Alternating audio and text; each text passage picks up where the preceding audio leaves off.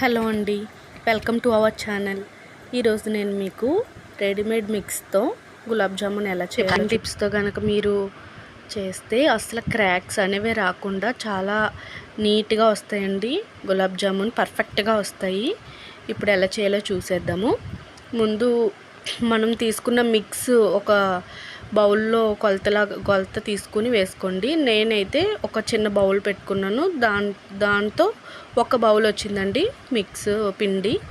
దాంట్లో ఆ బౌల్ ఎంతైతే ఉందో దానికి 1/4 కప్పు మిల్క్ తీసుకున్నానండి. పచ్చిపాలు తీసుకుని దాంతో కలిపాను నేను.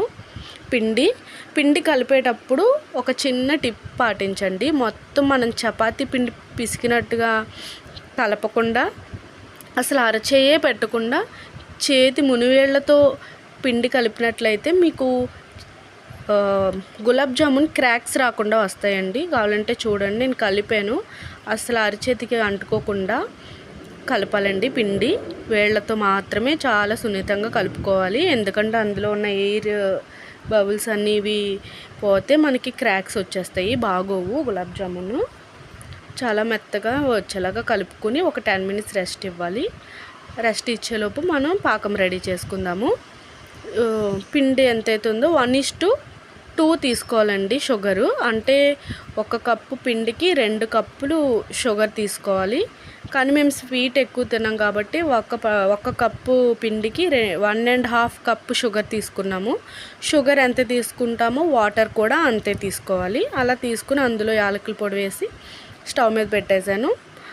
అంతలోపు పిండి 10 మినిట్స్ అయిపోయి ఉంటుంది కాబట్టి పిండి కూడా నేను గులాబ్ జామున్ రౌండ్ బాల్స్ చేసుకున్నాను. మీకు అన్నీ ఈక్వల్ క్వాంటిటీలో కావాలంటే ఏదైనా స్పూన్ లాంటిది పెట్టుకుని తీసుకోండి. నేనైతే ఉజ్జాయింపుని తీసేసాను. అన్నీ ఈక్వల్గానే వచ్చినాయి ఇంచుమించుగా.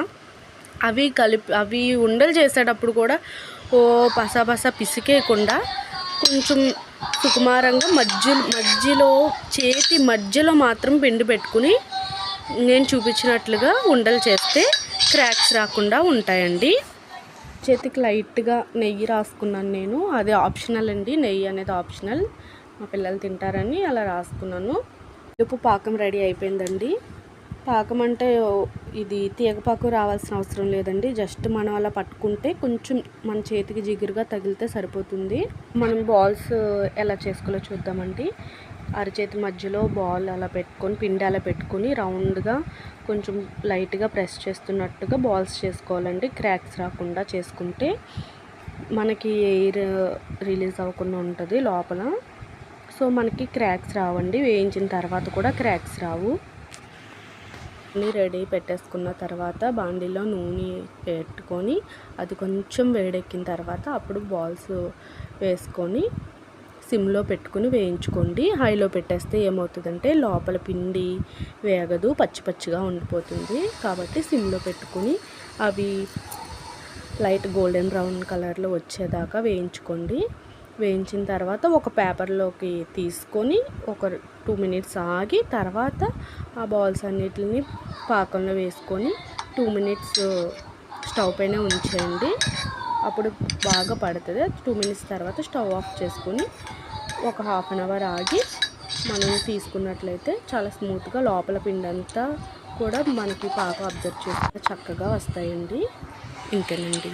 Thank you for watching.